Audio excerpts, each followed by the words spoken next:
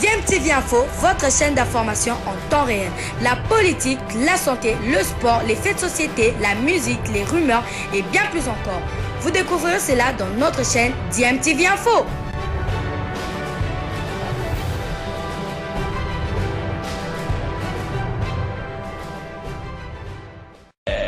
La meilleure défense, c'est l'attaque. Il ne faut pas y aller dans l'optique de vouloir bétonner derrière, parce que là, on va trop subir, mais seulement on veillera sur les lignes arrière et bien organiser le milieu du terrain sur les matchs allés. Ça chancelait à un moment donné, mais il y a des garçons quand même qui ont fait preuve quand même d'un sens d'organisation du jeu dans la zone de développement, notamment Edo Kaimbe, qui a encore sa place.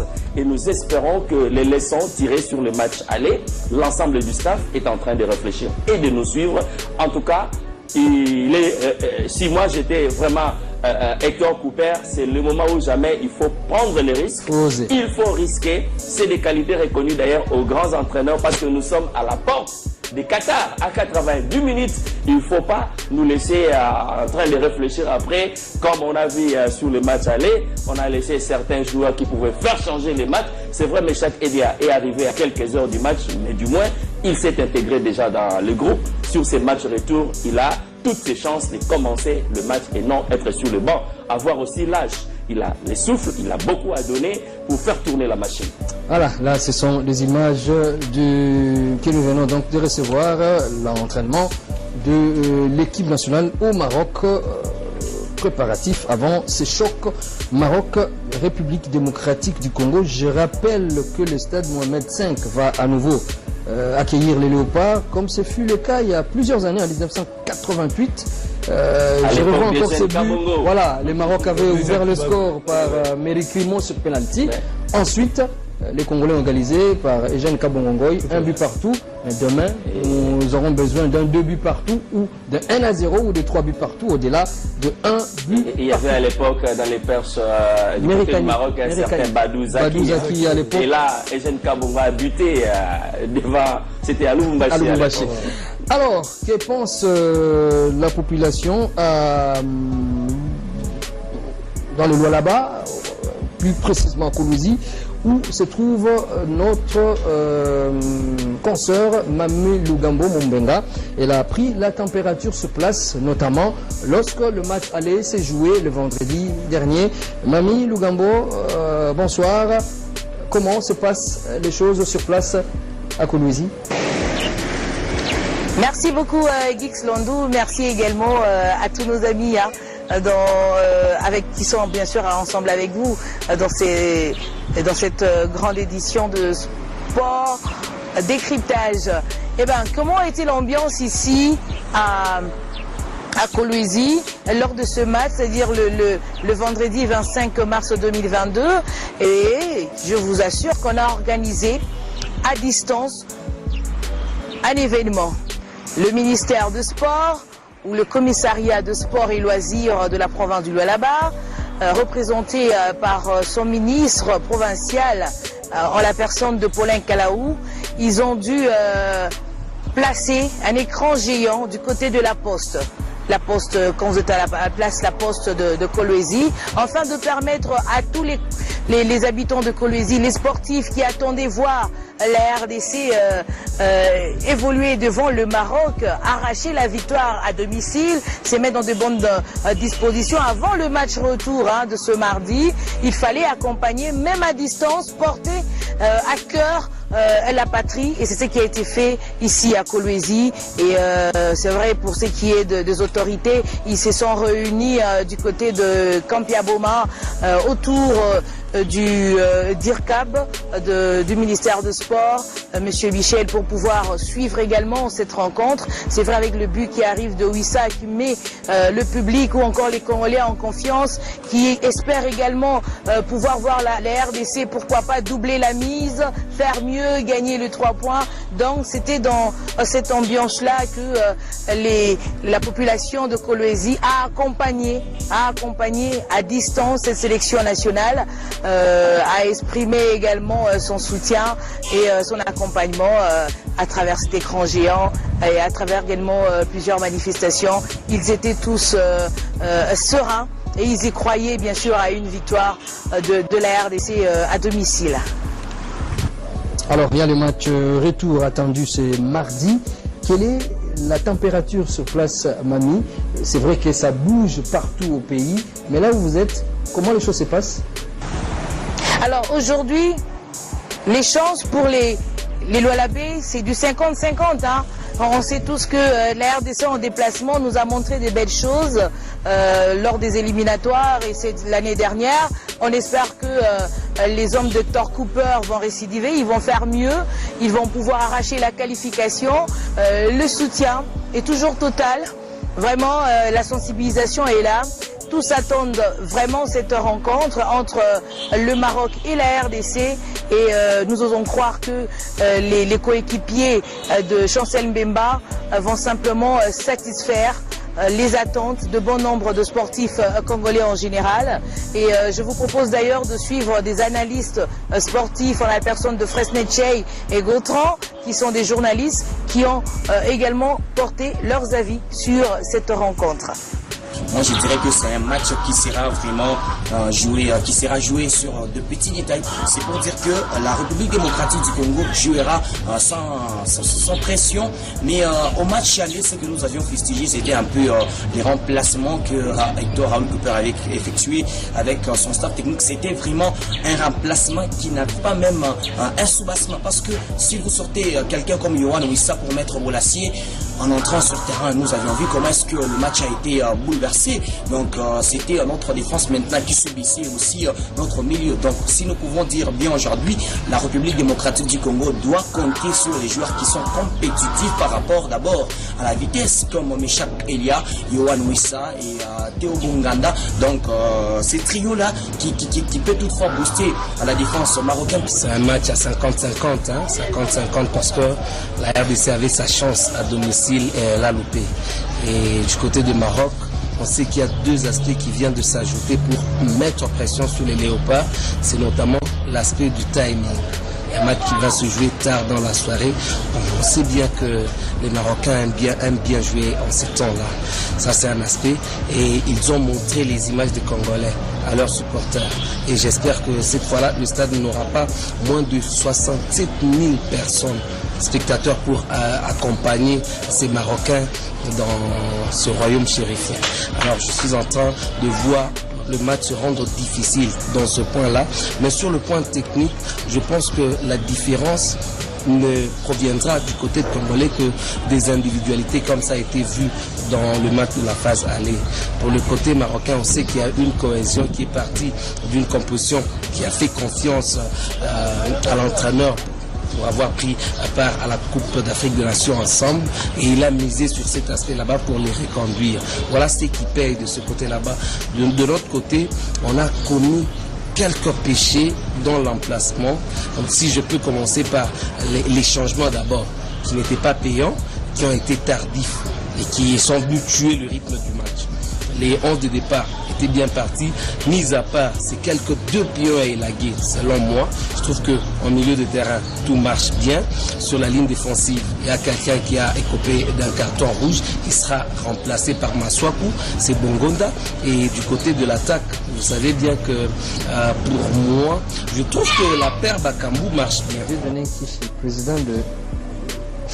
Allez, voilà, on va descendre un peu ici à Kinshasa avant d'aller au Maroc où nous avons réussi à joindre un député national qui est parti avec la première délégation. D'abord ici à Kinshasa, Dieudonné Nkishi, que vous connaissez, Kishiko, excusez-moi, Kishiko, que certains connaissent très très bien.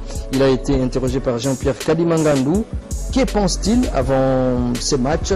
Et bien sûr, après le match aller jouer à Kinshasa, on va le suivre. M'attendre à un match nul, on pouvait s'attendre à ça en tant que sportif parce que vous savez que le Maroc n'est pas une petite équipe. Hein. Et quand vous voyez qualitativement, poste pour poste, ce qu'ils ont comme élément dans le groupe, c'est pas facile. C'est pas moindre. Alors on pouvait s'attendre à tout. À une défaite chez nous, c'est qu'on ne peut pas souhaiter. Un match nul ou une victoire.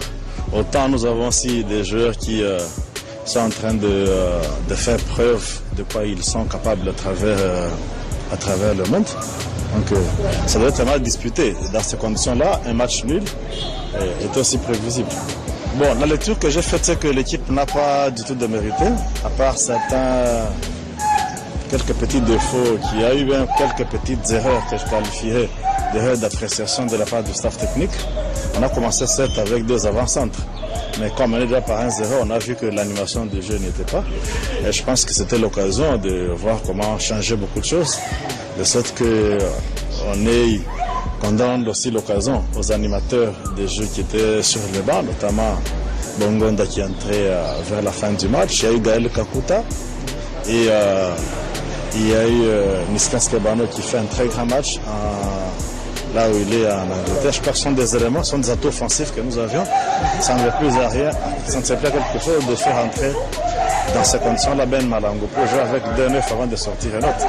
Je crois que c'était une erreur d'appréciation, mais on ne peut pas se fatiguer pour autant parce qu'il y a le match retour.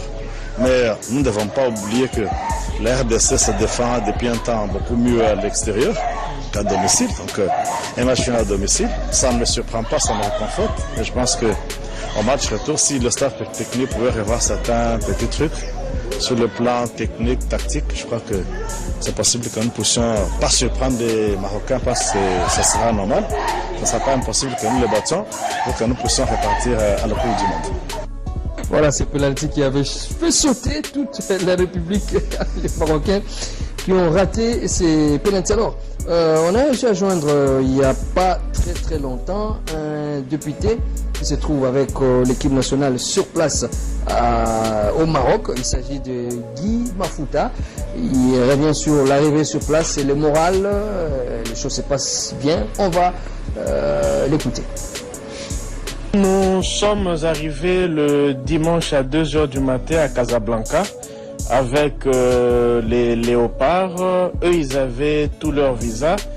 Ils sont directement sortis de l'aéroport pour aller dormir à l'hôtel en dehors de Casablanca. C'est pratiquement à 1h30 de véhicule. Et nous qui avions des passeports diplomatiques, nous sommes restés pour les formalités administratives.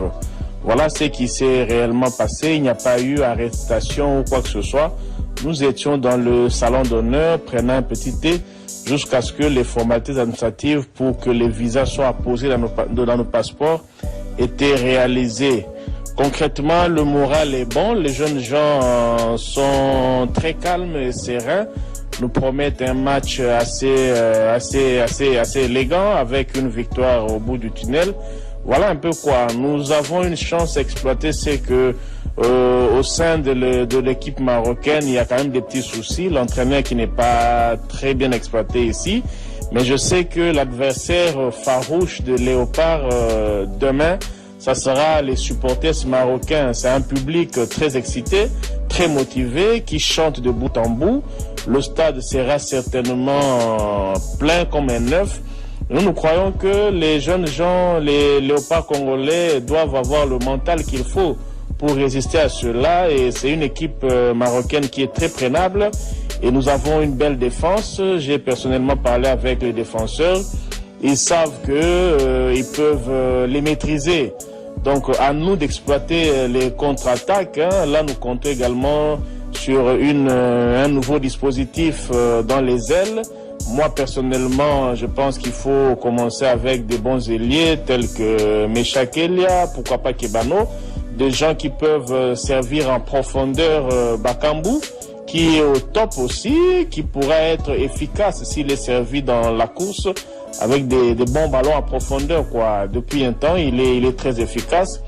Bref, la chance est encore de notre côté. On peut créer la surprise. Voilà, Guy Mafouta l'a dit également, au sein de la formation marocaine, il y a également beaucoup de choses qui se disent.